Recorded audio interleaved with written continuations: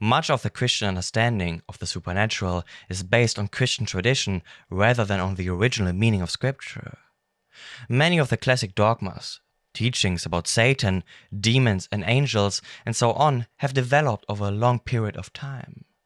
This is especially true when it comes to the devil. Henry Kelly aptly said, "For even the Scripture-only adherents have unwittingly accepted a doctrine of Satan which is based on a tradition that has displaced Scripture and disguised itself as Scripture." We will examine the person of Satan in the book of Job more closely in terms of his identity, role, and purpose in the book. To begin with, here are a few details about the book of Job itself, without going into too much detail. Among modern scholars of the Hebrew Bible, Job is classified as wisdom literature. This genre includes the books of Proverbs, Ecclesiastes, and Job. They are so named because of their instructive content. Their purpose is to teach about right living and right thinking. This aspect is important to note because it has a major impact on how we approach the book of Job. For example, in relation to the image of Yahweh, when he gives the Satan the authority to kill all of Job's children. Since Job is wisdom literature, the discussion of whether Job was a historical person is also irrelevant to today's topic. Whether he existed or not has no bearing on the actual message of the book, which is primarily about God and not about the historicity of Job.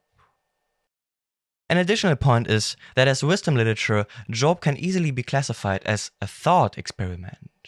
John Walton said, "It is important to remember that the genre of Job is a wisdom literature, not cosmic historiography. All of the characters, including God and the sātān, are elements in what is essentially a thought experiment." The book of Job begins with 2 opening chapters. They describe a heavenly conversation, and they are not an explanation for the problem of evil. For Job himself, they are never given as an explanation for his suffering. Instead, these 2 chapters, they are part of a thought experiment and provide the background for the theme that the book deals with. How are disinterested righteousness and the effects of a reward system on a person's motives related to each other? We will discuss this in more detail later. With this information in mind, we now come to the Satan. In 1:6-7 it says, "Now there was a day when the sons of God came to present themselves before the Lord, and Satan also came among them. The Lord said to Satan, 'From where have you come?' Satan answered the Lord and said, 'From going to and fro on the earth, and from walking up and down on it.'" Job 1:6-7. Verse 6 describes how one day the sons of God came before Yahweh. As David Kleins points out, the verb refers to the appearance of courtiers before the king to report. The sons of God are courtiers appearing before the Lord. As scholars often note, the author is referring here to the concept of a divine council. For example, it is an assembly of the heavenly council, God being pictured as a king surrounded by his courtiers, other heavenly beings neither human nor divine in the full sense, but sons of God, their being derivative from his and their rank superhuman. The concept of the royal council in which the king would be surrounded by his courtiers, receiving reports from them, taking counsel with them, and giving directives to them is familiar especially from Egypt and may be assumed equally for Israel. The concept of the divine council was widespread in ancient times. It is also found in several places in the Hebrew Bible, i.e. the Old Testament. Michael Heiser, for example, has written about this. The term divine council is often used by scholars to describe the assembly of divine beings who administer the affairs of the cosmos. All ancient cultures in the Mediterranean region had the idea of a divine council. This concept was nothing unusual, even though many believers today know little to nothing about it. And it's also referred to in many places in the Hebrew Bible. The sons of God in Job are part of the divine council. This council meets to report and make decisions. In the polytheistic cultures of the ancient Near East, this council often consisted of the main gods, each of whom had their own task. In the Canaanite religion, for example, the divine council was as follows. It consisted of a ruling god, El, who had power, and an assembly of El consisting of so-called sons of God, or the family of God. The assembly met on El's mountain. Through the decisions of this council, the order of the cosmos was maintained against the threat of hostile powers. Another example is Ugarit, an ancient city-state. It is significant because its texts provide insight into the cultural world of the Old Testament. For example, the Divine Council of the Hebrew Bible is very similar to that of Ugarit. There are thematic and linguistic parallels. The Ugaritic Council was led by El, the same name used in the Hebrew Bible for the God of Israel. Although the concept of a divine council is not fully explained anywhere in the Hebrew Bible, there are several references and allusions to it. For example, the divine assembly is referred to as the Council of God, or the Council of the Holy Ones. Similarly, the participants in the assembly are referred to as sons of the Most High, saints, or sons of God. These sons of God appear in other texts such as Genesis 6, 2, 4, or Deuteronomy 32, 8-9.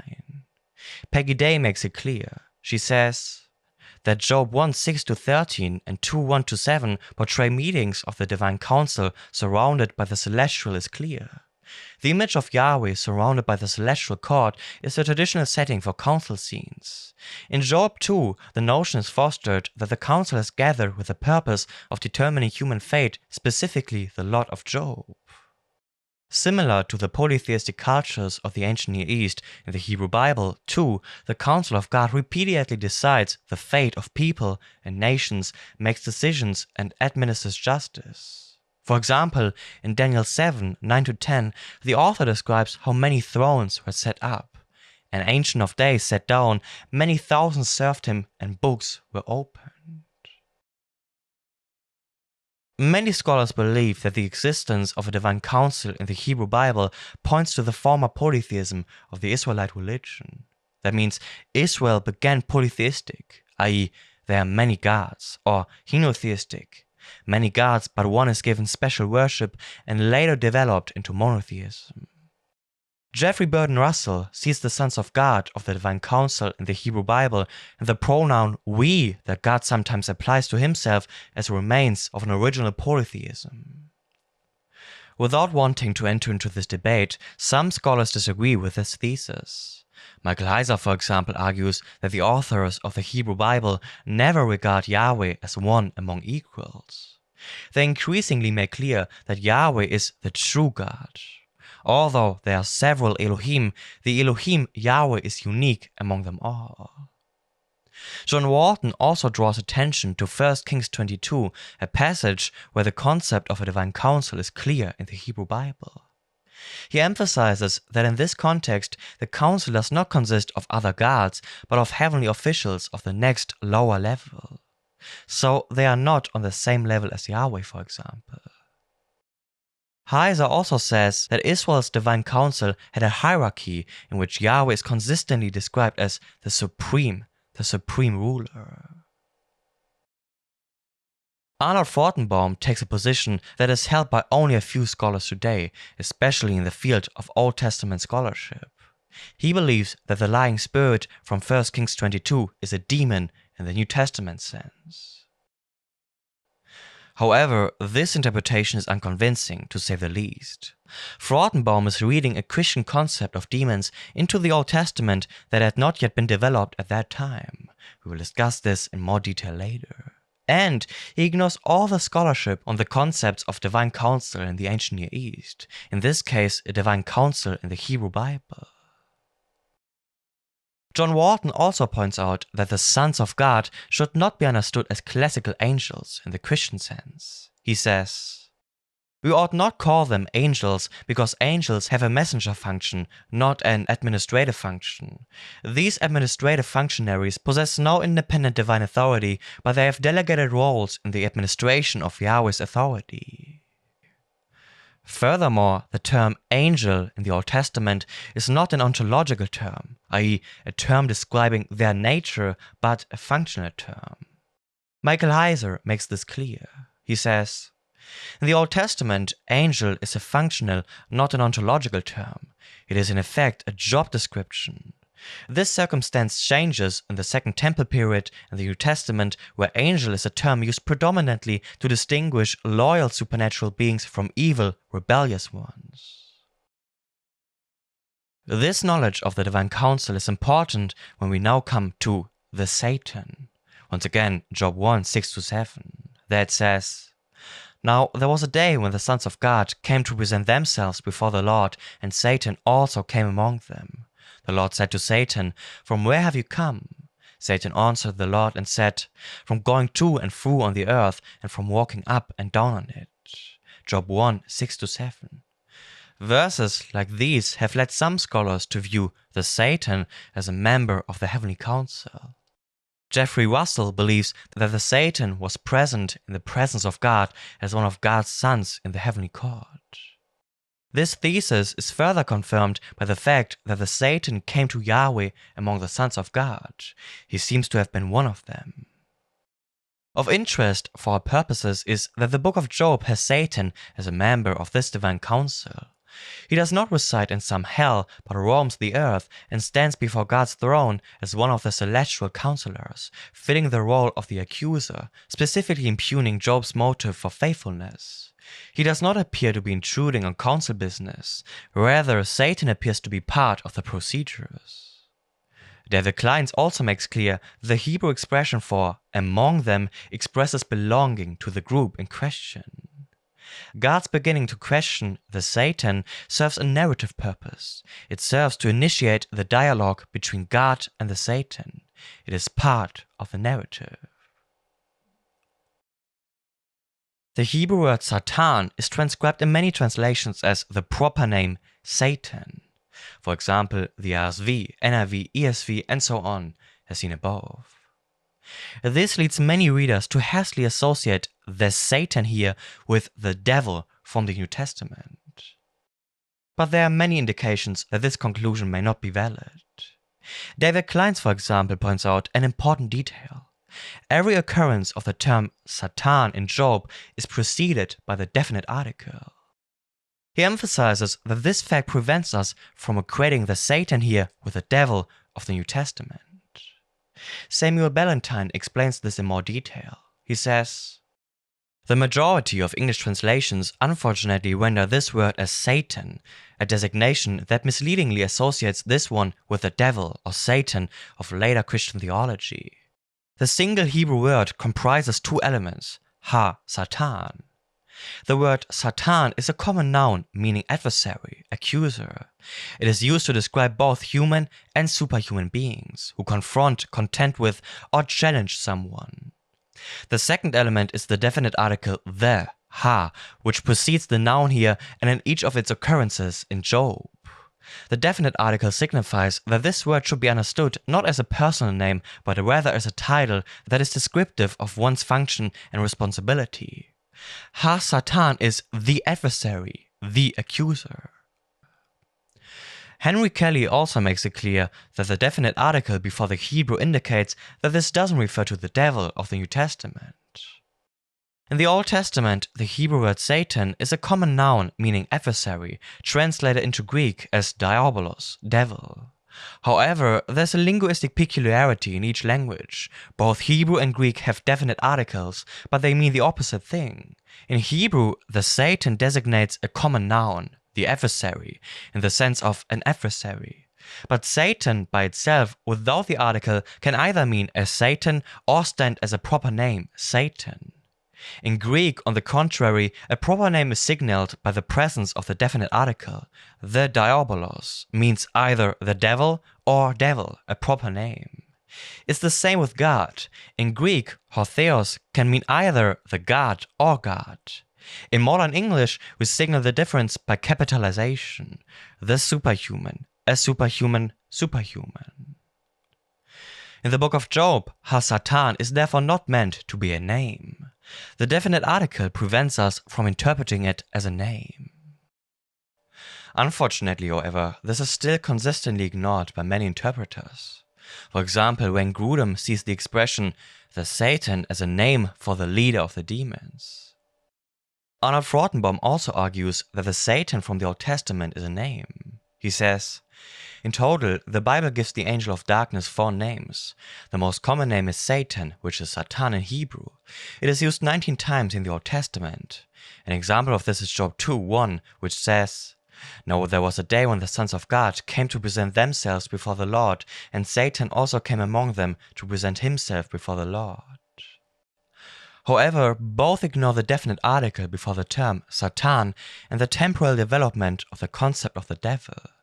We will go into this in more detail later.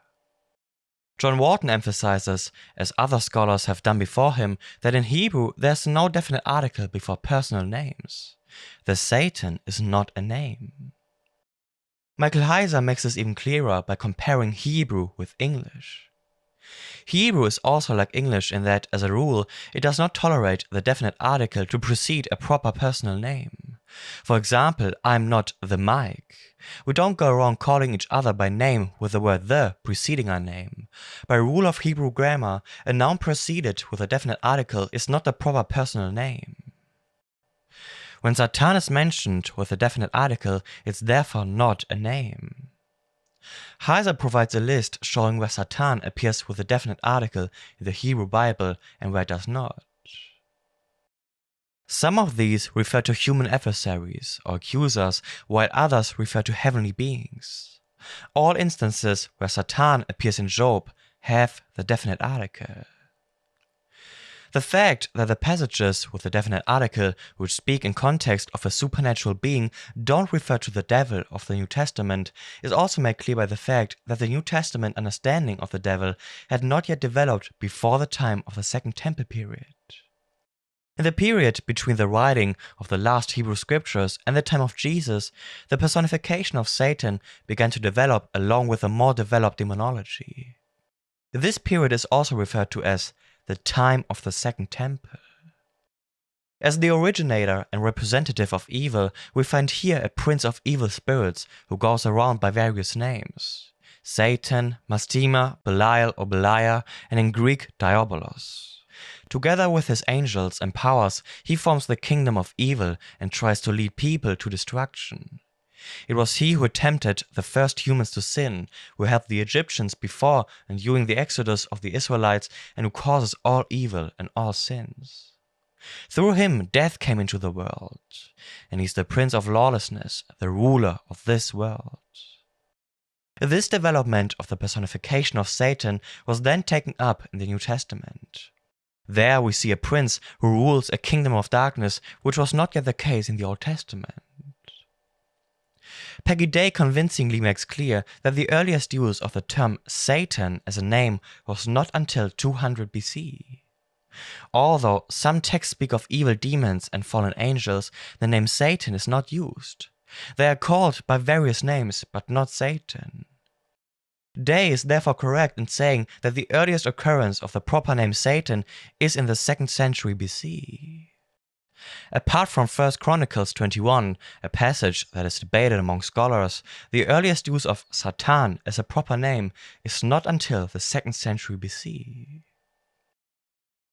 In the writings of the Second Temple period, authors began to personify Sātān, a development that was of great significance for the New Testament and the Christian tradition. However, and this is important, this was not the case in the Hebrew Bible, where Sātān with a definite article is not used as a name.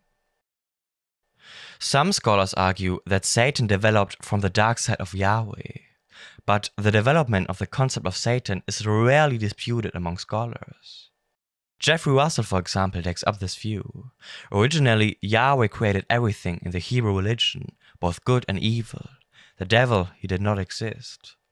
The Hebrew concept of the devil developed gradually. It arose from tensions within the concept of Yahweh. Henry Kelly counters that this view that the development of Satan was influenced by Zoroastrianism is held by few scholars. One reason for this is that the figure of Satan is always subordinate to God, and the evil spirit of the Zoroastrian religion does not act as an accuser. Which side is more convincing is irrelevant to this topic.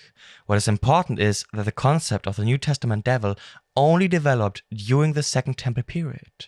It didn't exist in the Old Testament.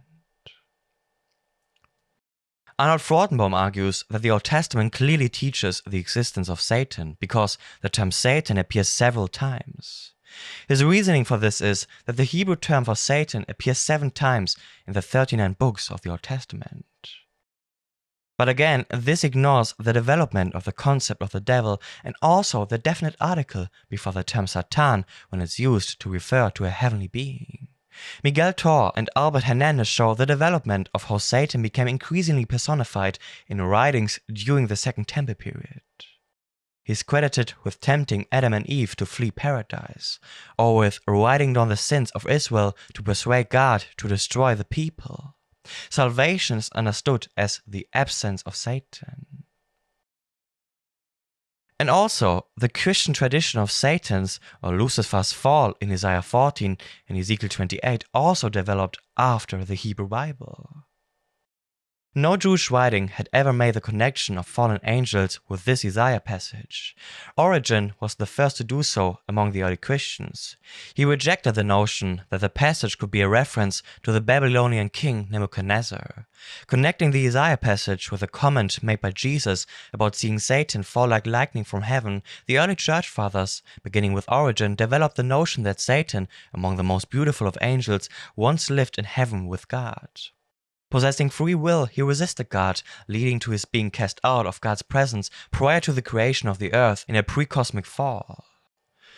I'm not arguing that, since the concept of the devil of the New Testament had not yet been developed in the Hebrew Bible, it cannot be holistically applied to the devil. That would be a genetic fallacy.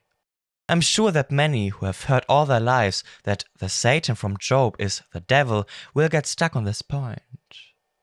Jeffrey Russell sums it up. He says, "The fact that the devil is not fully developed in the Old Testament is not a ground for rejecting his existence in modern Jewish and Christian theology. That would be the genetic fallacy, the notion that the truth of a word or a concept is to be found in its earliest form.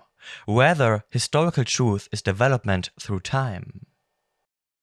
More importantly, however, the passages in the Old Testament that mention Sātān do not portray him as a fallen being, although they don't explicitly deny his fallenness either. We'll discuss in more detail below whether the author portrays the Satan from Job as evil. The Hebrew word Sātān itself means to oppose, to hinder, or to accuse, and appears in the Old Testament as a verb and a noun. Sometimes it's also applied to humans. Jeffrey Russell discusses the meaning of Sātān. The Hebrew word Satan derives from a root meaning oppose, obstruct, or accuse. The basic denotation of the term then is opponent. In this simple sense, the word Sātān appears as a common noun several times in the Old Testament in reference to a human opponent. But also, in an early passage, an angel of the Lord blocks the road on which Balaam seeks to travel riding an ass. Since the angel obstructs the road, he is referred to as a Sātān. Here, for the first time, a supernatural being is called a Sātān, but again, the sense is clearly that of a common noun.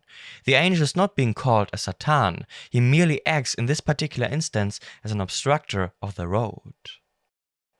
The word Sātān appears in various places in the Old Testament to describe a human adversary or someone who resists. It's usually translated as adversary or enemy rather than being transliterated as Satan, as in the case of Job. In 1 Samuel 29:4 it says, for example, "But the commanders of the Philistines were angry with him. And the commanders of the Philistines said to him, 'Send the man back, that he may return to the place to which we have assigned him. He shall not go down with us to battle, lest in the battle he become an adversary to us. For how could this fellow reconcile himself to his Lord? Would it not be with the heads of the men here?'" 1 Samuel 29:4. Here, the noun simply means adversary. The context is that the Philistines are gathering to prepare for battle against Saul. They refuse to allow David and his men to take part in the fighting, lest David become an adversary, literally Sātān, and turn against them. But sometimes Sātān is also associated with a heavenly being. A typical example of this is the book of Numbers. There, an angel of the Lord is referred to as Satan when he blocks the path of Balaam and his donkey. The angel is probably not Satan, but rather opposes Balaam. When applied to a heavenly being, it's best understood not as a name, but more as a title or office. That is, as sātān would be translated as adversary or accuser. That's made clear in Job, for example, by the definite article. As we've already seen, the definite article prevents us from seeing sātān as a name here. Instead, the author makes it clear that the expression sātān refers to a task or a temporary role as a heavenly accuser or challenger. The Satan was part of the divine council together with the sons of God. His task was to investigate the affairs of mankind on earth. John Walton believes that the Satan probably takes on the temporary role of a challenger here and is not an office. Job 1:6 would lead us to understand that a certain divine being whose precise identity is unimportant and who has the current and perhaps temporary status of a challenger is being introduced into the narrative.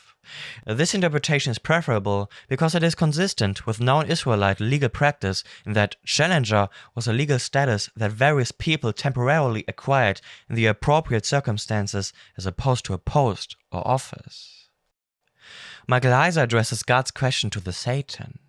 God expected the Satan to have something to report since it was his task in the divine council to report injustice. He does report, but in doing so he questions God's policy of Job and thus begins the actual theme of the book.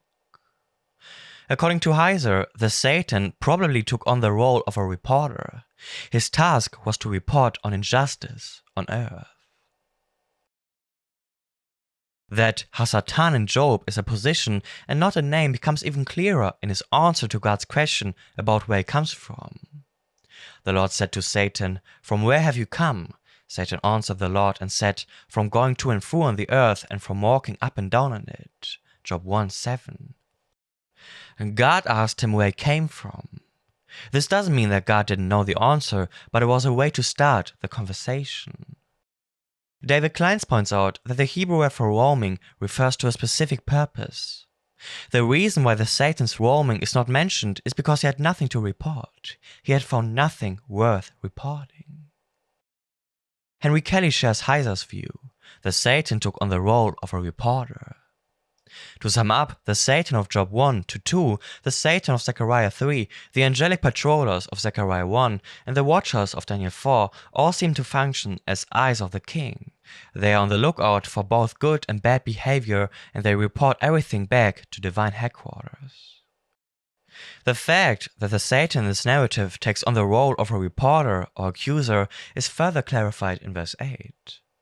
There, God asks him if he has also seen Job. In doing so, God again emphasizes Job as righteous and upright, as in the introduction in verse 1:1. And the Lord said to Satan, "Have you considered my servant Job? There is none like him on the earth, a blameless and upright man who fears God and turns away from evil." Job 1:8. God's statement about Job is not intended to provoke the Satan. To understand it only as a challenge is too one-sided. Rather, it is a means for the author to highlight God's supposed naivety. He seems to assume that Job is God-fearing regardless of his wealth. From now on, I will refer to the Satan as the challenger to avoid confusion with the devil from the New Testament. In the 3 verses that follow, the challenger responds to God's question with 3 counter-questions. Then Satan answered the Lord and said, "Does Job fear God for no reason? Have you not put a hedge around him and his house and all that he has on every side? You have blessed the work of his hands, and his possessions have increased in the land. But stretch out your hand and touch all that he has, and he will curse you to your face." And the Lord said to Satan, "Behold, all that he has is in your hand. Only against him do not stretch out your hand." So Satan went out from the presence of the Lord. Job 1:9-12. In my experience, many Christians often see the challenger's response here as a provocation. It shows his supposed evil character by unjustly accusing Job before God. This is usually because they equate the challenger with the devil from the New Testament. Arnold Frautenbaum, for example, says, 2 examples in which Satan is seen as the accuser of the brethren are found in the book of Job. Satan accused Job of being righteous before God only because God had blessed him. In other words, Satan accused Job of having wrong motives. When Grudem says something similar. Here he, Satan, appears as the enemy of the Lord, bringing severe temptations against Job. Robert Alden takes a more cautious approach in his commentary, and mostly retains the definite article, but he also believes that the challenger is evil because he takes his classic stance of accusing a good person of evil. Even though Alden doesn't go as far as Rottenbaum or Grudem in equating him with the devil of the New Testament, he still believes that the challenger accused Job of evil. But since, as we have already seen, sātān is more of an office than a name, we must also consider the possibility that it is not evil in itself.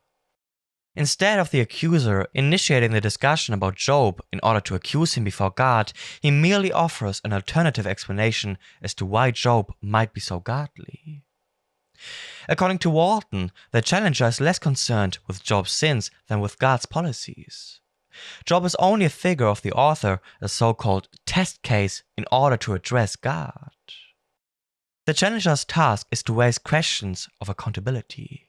He is not evil or diabolical in himself, but serves the interests of heaven. John Walton refers to Wise and says, Wise concludes that nothing intrinsically evil emerges in the author's portrayal of the challenger in Job. Certainly, what he does has negative consequences for Job, a righteous man, but the text makes it clear that God is at least equally responsible for what happens to Job, thus freeing the actions from implicit evil. There is no tempting, corrupting, depraving, or possessing. There are no direct references in the text to the challenger acting evil or devilishly. Instead, he does his job, or rather performs his role. The Satan in Job 1-2 is not a villain. He is doing the job assigned to him by God. The book of Job does not identify the Satan in this scene as the serpent of Genesis 3, the figure known in the New Testament as the devil. The Old Testament never uses the word sātān of the serpent figure from Genesis 3. In fact, the word sātān is not a proper personal noun in the Old Testament. Contrary to Grudem or Rottenbaum, the challenger is also less interested in unjustly bringing evil upon Job. He seems to be primarily concerned with God. In fact, he agrees with God's assessment of Job. He doesn't question his piety.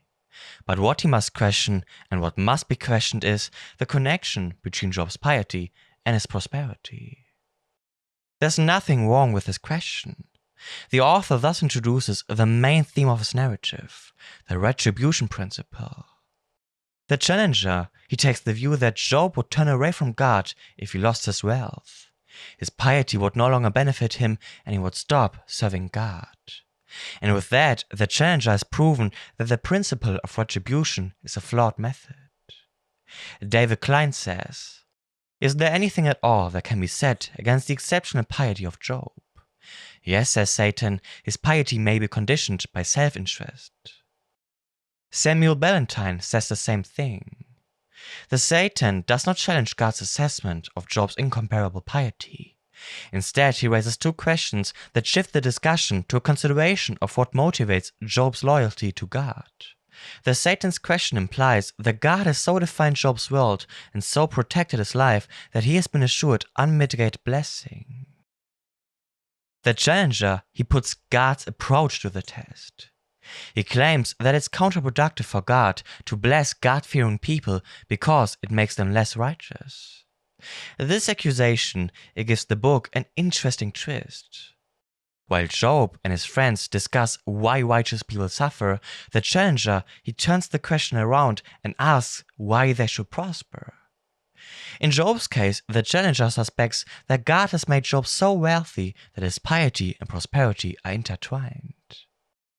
It's not Job's piety that is being tested in the book of Job, but God's policy.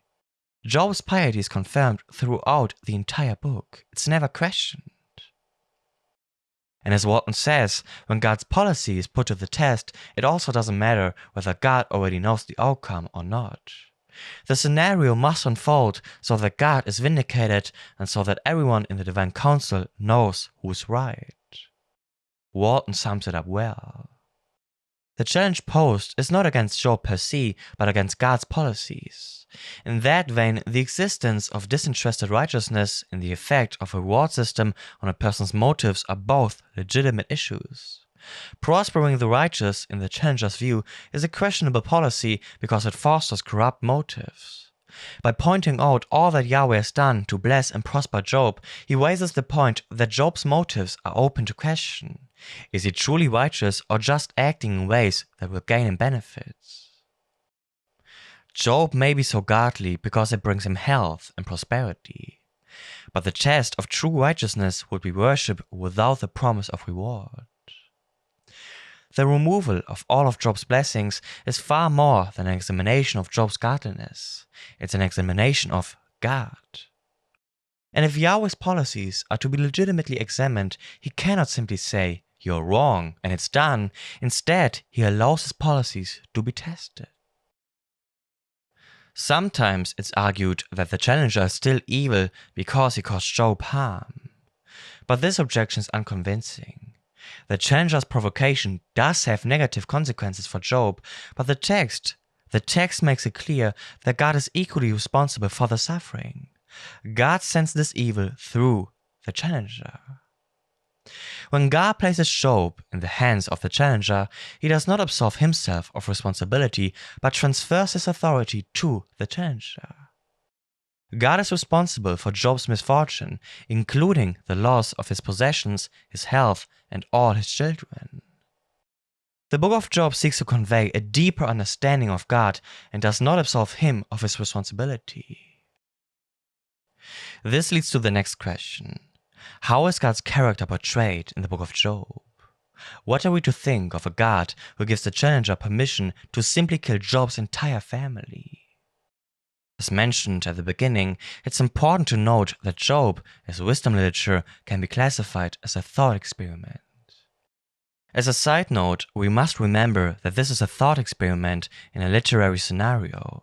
It is pointless to wring our hands over the sad fate of Job's innocent family, for the challenge does not focus on his family and their innocence, but on God's work in the world.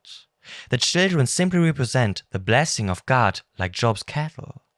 This is not to suggest they are no better than cattle, rather it warns us that we are losing our way if we decide to advocate their cause and press a complaint against God on their behalf. Their fate is part of the challenge to God's policies, but not its focus. One factor contributing to this confusion is the widespread assumption that the book of Job is a theodicy. It's often used to find an answer in the Bible to the problem of evil, also called theodicy. An example of this is Ram. He says, "The problem of evil is discussed not abstractly but concretely." The book of Job is a theodicy, not about how evil can exist in the universe of a good God, but about how it comes to pass that the God of Job allows this specific person with a God-fearing character to suffer such afflictions. But, as we've already seen, the book of Job is less about Job than about God. God's policies are being examined. In other words, what is being examined is not why Job has to experience such suffering. He never learns of the prologue between God and the challenger, but rather the retribution principle is being discussed.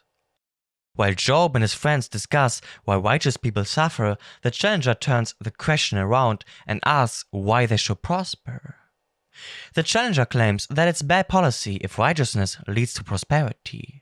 And Job insists, on the other hand, that it's a bad approach for God if righteous people have to suffer. John Walton says, "Caught on the horns of this dilemma, what is a God to do? This is what the book is going to sort out. Because the book is about God, the teaching that it offers is valuable to all of us. It does not tell us why Job or any of us suffer, but it does tell us a bit about how we should think about God when we are suffering."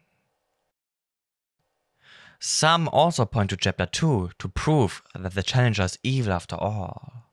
There it says, "And the Lord said to Satan, Have you considered my servant Job, that there is none like him on the earth, a blameless and upright man who fears God and turns away from evil?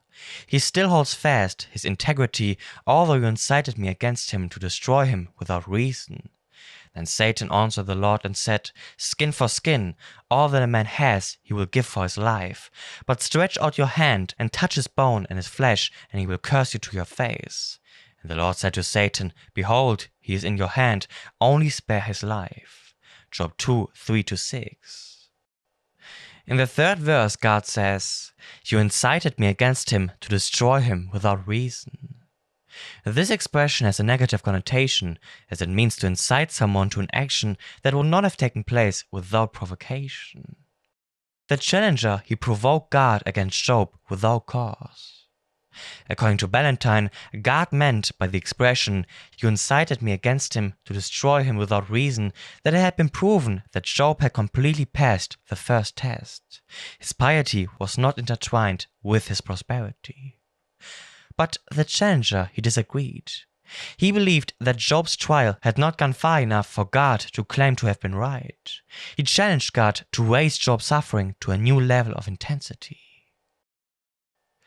Given the long development of the concept of Satan, it's important to view the book of Job in the right way. The figure of the challenger is not portrayed as someone who opposes God. Rather, he appears and acts as a member of the divine council.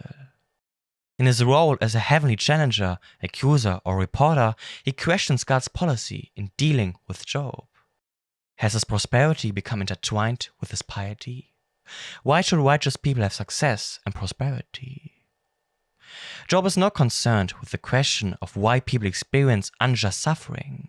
Job never learns of the heavenly scene between God and the challenger. But why is it so important not to equate the role of the challenger with the devil of the New Testament? 2 points in particular. The first is hermeneutical. Hermeneutics is the study of interpretation. In order to engage in sound exegesis of the biblical text, it's important to consider the original context of the author. Exegesis involves studying scripture to discover its original intended meaning.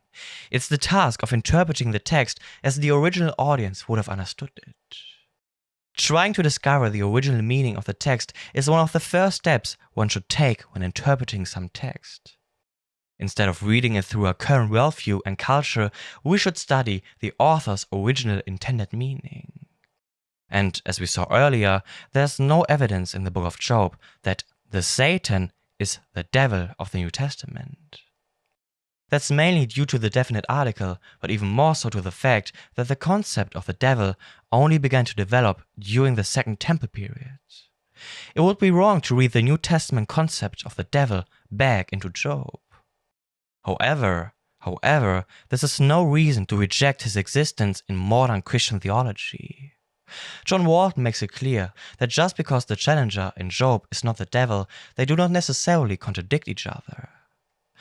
One cannot make the claim that they, the Satan from Job and the devil from the New Testament, act the same way. In fact, there's little, if any, overlap between their two profiles. This does not prove that they are not the same individual, it merely reduces, if not eliminates, the basis for claiming that they must be equated. The profile of the Hebrew sātān in the book of Job does not answer to the same description as the Christian view of Satan in the New Testament. While the pictures are not contradictory and they may even be complementary, we cannot consider them homogeneous. The second reason is, it leads to a distortion of the book. As we have already seen, Job is sometimes regarded as a theodicy, and the prologue in chapters 1 and 2 is supposed to be a justification for the problem of evil. But the book of Job is not an explanation of why an almighty and loving God allows suffering. It's a discussion of Yahweh's policy and the retribution principle.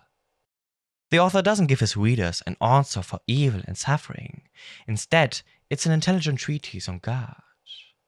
Nor does the author suggest that such discussions between the challenger and God occur frequently. Nor does the introduction seem to be an explanation for suffering, for Job never learns of it. Nor is it the scene of the devil's work.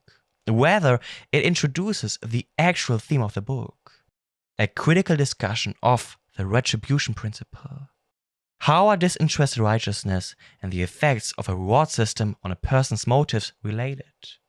What's the validity of a moral order in which the righteous unfailingly prosper? I hope this video has helped you to gain a deeper insight into this topic. Feel free to follow me on Instagram and see you next time. God bless.